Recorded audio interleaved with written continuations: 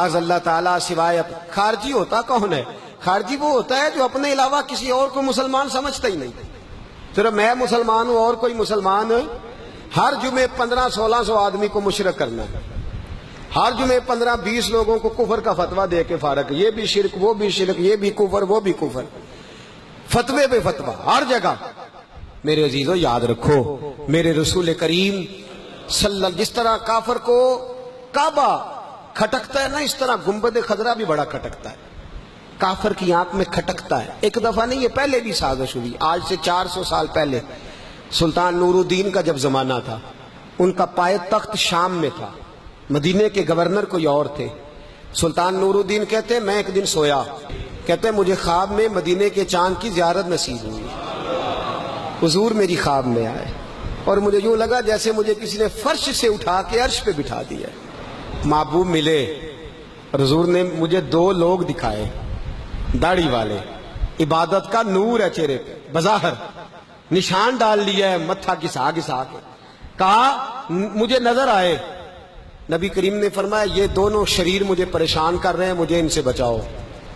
جو نبی وہاں آ کے اطلاع دے سکتے ہیں وہ اپنا دفاع بھی کر سکتے ہیں، اور اللہ تبارک و تعالیٰ اپنے نبی کی مدد کے لیے فرشتے بھی بھیج دیتا ہے۔ حضور با اختیار ہے، لیکن حضور امت سے کام لینا چاہتے ہیں۔ نبی پاک امت سے بولے تو صحیح، ہم دینا بھی چاہتے ہیں کہ نہیں؟ حضور امت سے کام، یہ امت کی ڈیوٹی ہے، وہ نکلے حفاظت کرے، ورنہ اللہ تبارک و تعالیٰ نے اپنے نبی کو با اختیار، اللہ تو 5-5 ہزار فرشتے بدر میں نازل کر رہا ہے اپنے نبی کی مدد کے لیے۔ تو اللہ کے حبیب نے فرمایا سلطان خوش ہو گئے، کہتے اٹھا، بڑے تحفے، بڑے تحائف، بڑا کچھ اکٹھا کیا، بڑا لمبا لشکر تیار کیا، 16 دن کا مسلسل سفر کر کے مدینے پہنچا۔ گورنر مدینہ کو کہا کہ سارے مدینے والوں کے لیے میں تحفے لایا ہوں، سب کو بلاؤ۔ یہ توجہ کرنی ہے آپ نے، اس واقعے کے پہلو میں ہر چیز آ جائے گی، ہر چیز۔ بلایا، سارے مدینے کے لوگ آئے تحفے لینے، سب کو تحفے دیے۔ سلطان نے پوچھا کو رہ تو نہیں گیا؟ نے کہا جی 2 حاجی نمازی رہ گئے۔ کون؟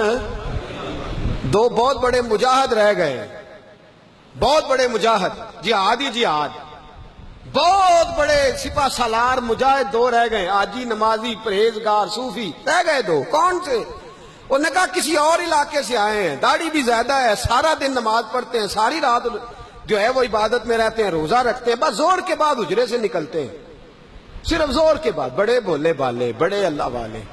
ریاض آپ کو بس میں نے وہ شعر پڑھنا چھوڑ دیا ہے، میرے ساتھی کہتے ہیں کہ کم پڑھا کریں، کچھ ساتھی کہتے ہیں نہیں اتنا نہیں ہونا چاہیے، لیکن بابا صاحب تو کہہ گئے ہیں نا، ان کو تو نہیں نا کوئی روک سکتا کہ آج بھی کیتی جاندے ہو تے لو بھی پیتی جاندے ہو، ہے نا جی؟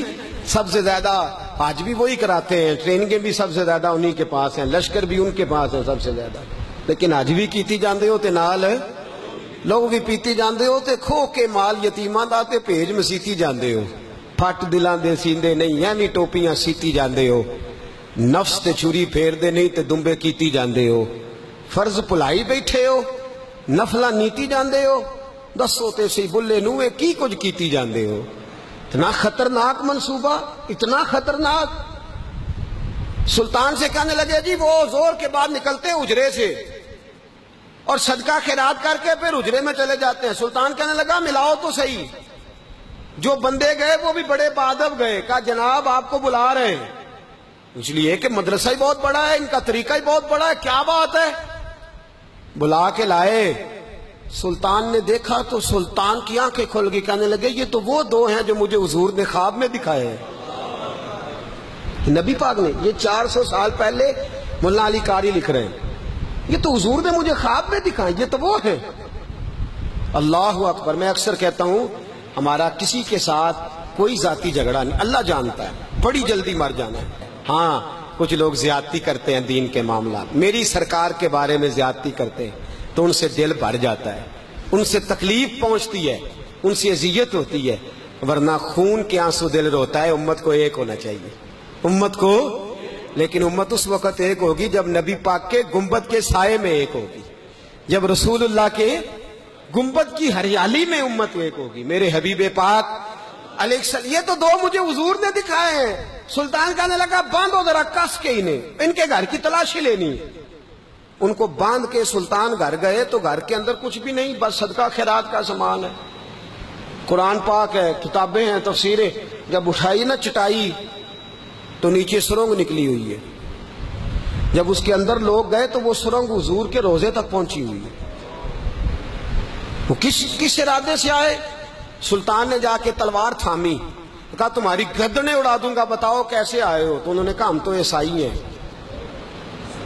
ہمیں عیسائیوں نے بھیجا ہے، اور ہم اس ارادے سے آئے ہیں کہ ہم حضور کے جسم اقدس کو نکالیں گے، کسی اور جگہ لے جائیں گے۔ سلطان نے بات سنی تو چیخ نکلی، اللہ اکبر کا۔ اس نے کہا عیسائیوں نے کیا سمجھا ہے؟ رسول اللہ کے غلام مر گئے؟ تم نے کیا سمجھا ہے نعرہ رسالت کی آواز کمزور ہو گئی ہے؟ تم نے کیا سمجھا ہے درود و سلام کے سوتے خشک ہو گئے ہیں؟ تم نے کیا سمجھا ہے مدینے پر جان دینے والے کوئی نہیں؟ آپ نے فرمایا سازش کرتے ہو بے ایمانو، اندر چھپ کے وار کرتے ہو، طاقت ہے تو سامنے آؤ۔ مسلمانوں کا ایک ایک بچہ مدینے کی حرمت پر قربان ہو جائے گا۔ مدینہ منورہ کی حرمت پر مسلمان اپنی دھجیاں بکھیر دیں گے، اولادیں قربان کر دیں گے، لیکن کسی کافر کو بھی رسول اللہ کی بے ادبی کی اجازت کبھی نہیں دیں گے۔ سلطان نے پکڑا، قتل کیا، پھر سلطان نے ان کو کاٹا، آگ میں جلایا اور فرمایا مسلمانوں، ہر حاجی نمازی دیکھ کر، ہر دعوت دینے والا دیکھ کر ادھر بفر نہ جایا کرو، پہلے دیکھ لیا کرو اس کے سینے میں مصطفیٰ کا پیار بھی ہے کہ نہیں، اس کی باتوں سے عشق رسول کی خوشبو بھی آتی ہے کہ نہیں، اس کا لب و لہجہ نبی پاک کی ادب والا بھی ہے کہ نہیں، اس کے انداز، اس کے اعتبار رسول اللہ کا پیار بھی بتلاتے ہیں کہ نہیں۔ میں بلبل خوش لہجہ گلزار نبی ہوں، میٹھی میری باتیں ہیں کیونکہ نمک خار نبی ہوں۔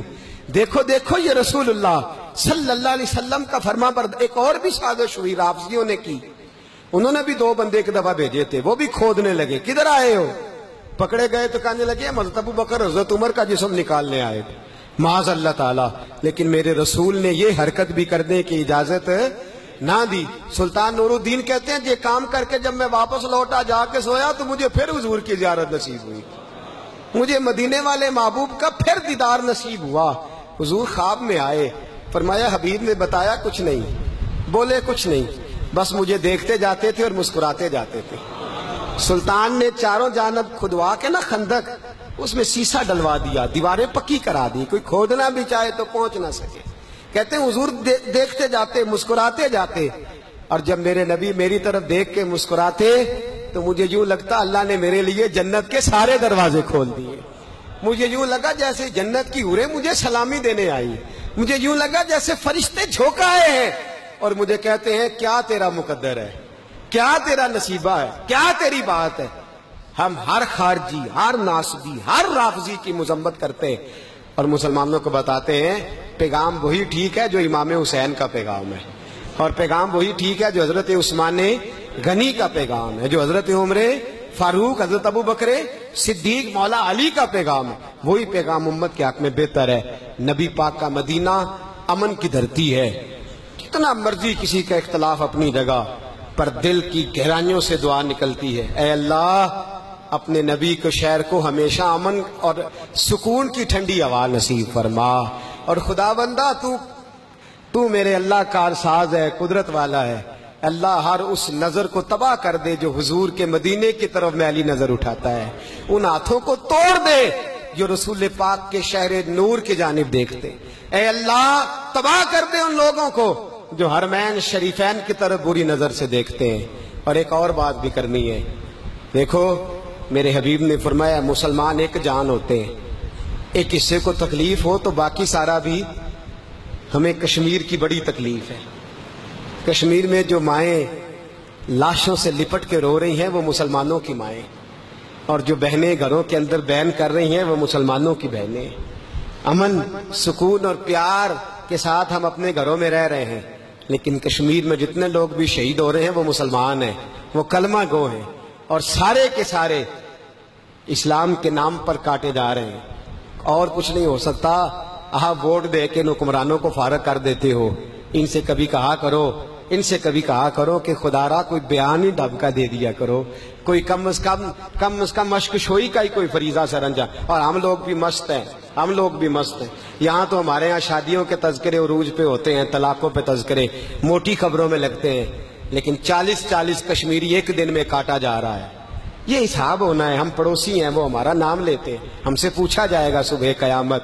اور کچھ نہیں ہو سکتا تو جمعے میں دعا تو ہو سکتی ہے نا کہ یا اللہ تو ان کی غیب سے مدد فرما، اے اللہ تو ان کے حال پہ رحم فرما، اے اللہ تو ان کی مدد فرما، اور کفر کے مقابلے میں انہیں غلبہ عطا فرما۔ اے اللہ امت مسلمہ کو پھر سے عروج اور باکپن عطا فرما، ہمیشہ مدحت خیر الانام میں گزرے۔ دعا ہے یہ عمر درود و سلام میں گزرے۔ آخر دعوانا ان الحمدللہ۔